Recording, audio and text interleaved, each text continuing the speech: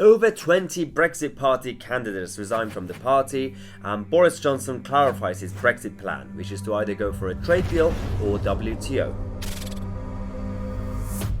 Now we're going to start today's video by criticising the Conservative Party.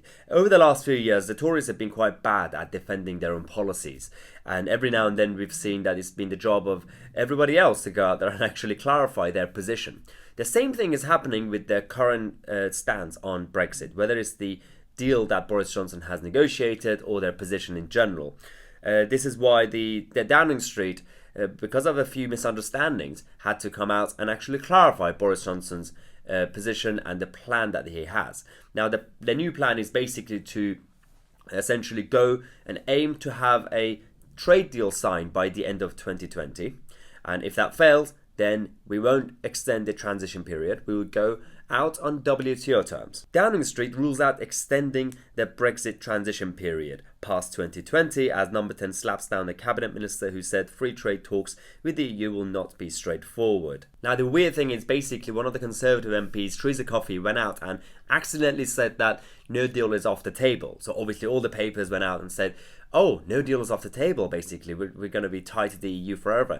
What Tousi was trying to basically clarify was that now that we have this withdrawal deal, there's no need to have a no deal for the withdrawal part of the Brexit negotiations. But she didn't actually mean no deal when it comes to the actual Brexit trade deal. So obviously there are two types of the stages when it comes to Brexit. You've got the withdrawal, then you've got the actual trade talks, the future relationships. And Downing Street has now clarified that obviously no deal or WTO is still on the table if the EU don't give us a trade deal by next year. Under the terms of Boris Johnson's divorce deal, the EU and the UK have until the end of next year to hammer out the details of their post-Brexit trading relationships. Critics believe that there's no chance of the two sides getting everything done in such a short space of time, and the divorce deal does include the option of a delay of up to 2 years. And this is one of the things that a lot of people have been criticising Boris Johnson's on about, because it is a short space of time. It's basically a year to sort this out. And yes, trade talks are quite complicated, but obviously the UK and the EU, it should be slightly easier because we already have everything in place.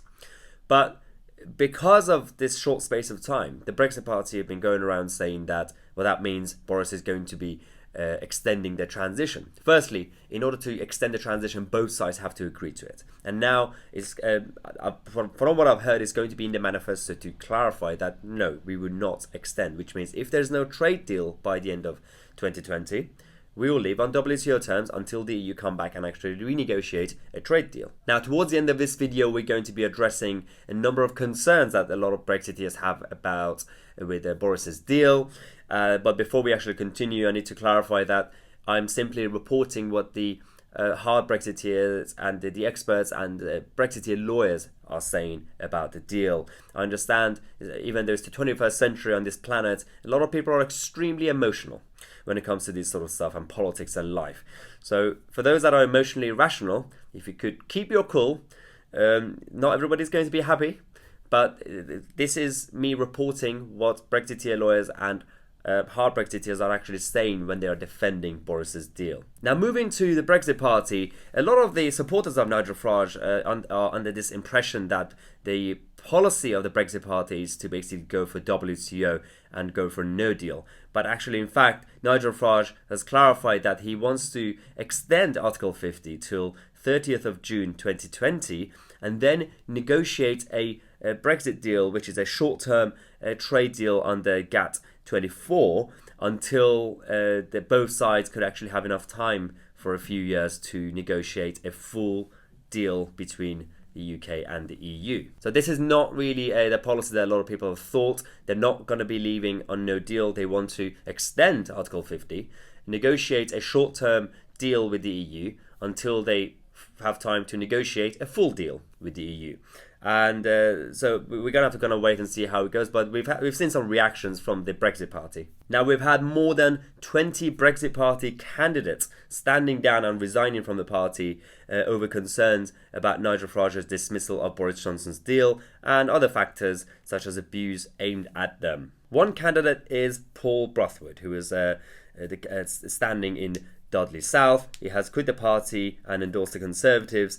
He said that he fears votes for the Brexit Party could help to elect a Labour Lib Dem government. Another candidate is Stephen Petty, who has resigned from the Brexit Party, who was the candidate in Kent. The second Brexit Party candidate of the day has announced that he is standing down due to Farage's anti-Brexit deal rhetoric. Now, obviously, in the past, we've seen candidates from all parties, including the Tories, standing down, resigning, leaving.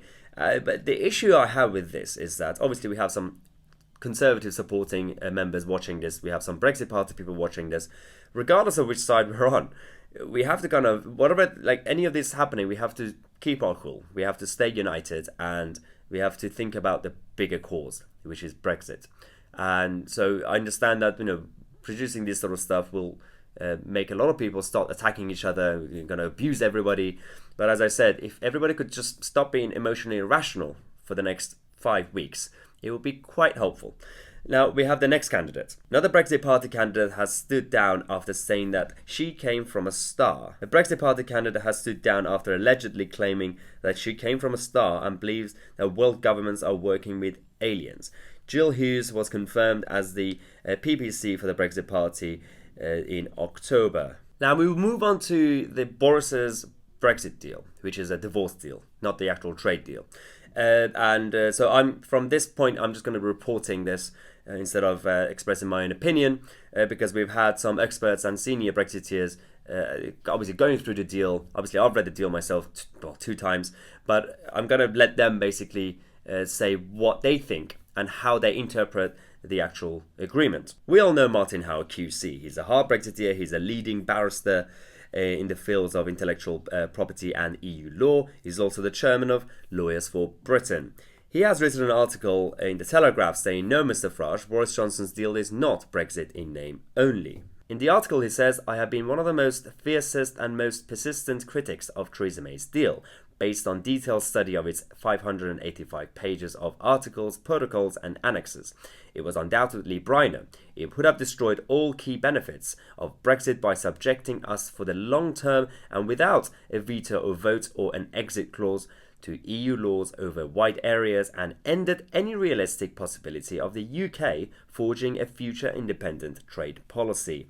If Boris Johnson's deal were still Briner, then I would unhesitatingly say no, but it is not."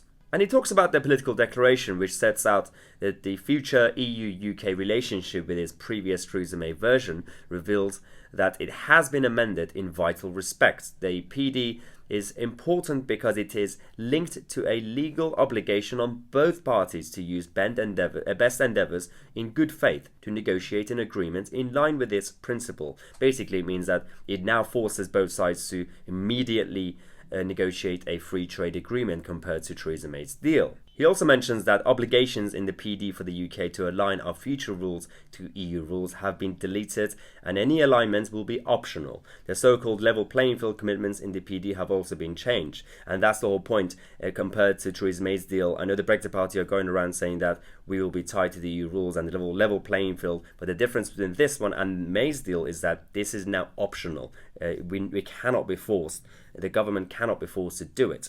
He also clarifies that there are still serious problems left in the deal, which are the residue of Theresa May's appalling negotiations, but they do not make the deal Briner, and they do not stop us achieving the fundamental objective of Brexit, which is to restore our independence and sovereignty over our laws, borders, money and international trade. Now, as you know, I've been criticizing the current deal and the last deal because it is slightly difficult to agree to things that would make you compromise. But on the other hand, any deal that is negotiated, any withdrawal deal that is negotiated with the EU would require a compromise. That's just how they are.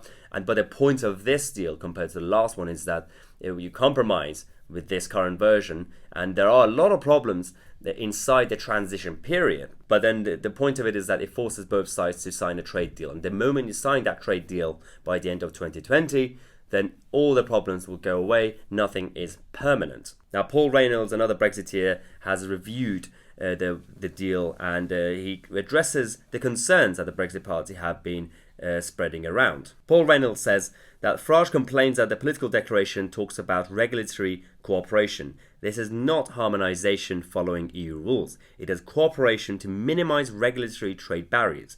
It will find similar commitments in the future UK free trade agreements with America and other countries. Farage also complains about the customs cooperation. This will be similar to customs arrangements that Norway and Switzerland and other countries have with the EU, which reduces customs admin without being a member of the EU customs union. This is something we want. It doesn't mean that we are in a customs union. Paul continues by saying that Farage complains that there is a level playing field in the political declaration. As I've tweeted many times over the last few days, the level playing fields are a common feature of free trade agreements. USA has a level playing field in their FTAs. We're not going to get any FTA with the EU without a level playing field. Farage also complains that the withdrawal agreement means no independent foreign policy, but fails to mention that this clause only applies during the transition. Most Brexit Party complaints are about the transition. Logical answer is to press Boris to commit to no transition extension beyond December 2020, which Boris has already done. And that's the whole point. So now we have two clear options, because the Brexit Party's position is no longer to go for a no deal or a WTO Brexit. Their position is now to extend Article 50 until June 2020 and then sign a temporary trade deal, or a deal basically with the EU, which will be aligned to certain aspects of their regulations, and then over the next few years manage to negotiate a full free trade agreement. Now, Boris Johnson's another approach, which is basically the same outcome, is to leave on the current withdrawal deal, and between now and December 2020 basically negotiate a full trade agreement. And if that's not enough time, then the UK will leave on WTO terms until the EU come back to the table and give us a trade deal agreement. So both parties are now going for trade deals. No party is going for a WTO or a no deal. And so welcome to splitting the votes. It's going to be a fun election. But as you know, tomorrow the election officially starts, and I'm going to start traveling now. I'm going to be going around to a number of seats from Kent to Devon to the Midlands and North. So hopefully I'll let you know where I'm going to be, so if you want to come and visit me. As always, if you want to keep up to date with the Brexit news and everything else, Twitter and Instagram, you can find the details down here. And don't forget to share the video to spread the facts, and click on the subscribe button and the bell next to it so you get notified when I release a new video. As always, I'm Tousi, and I'll see you tomorrow with a new video.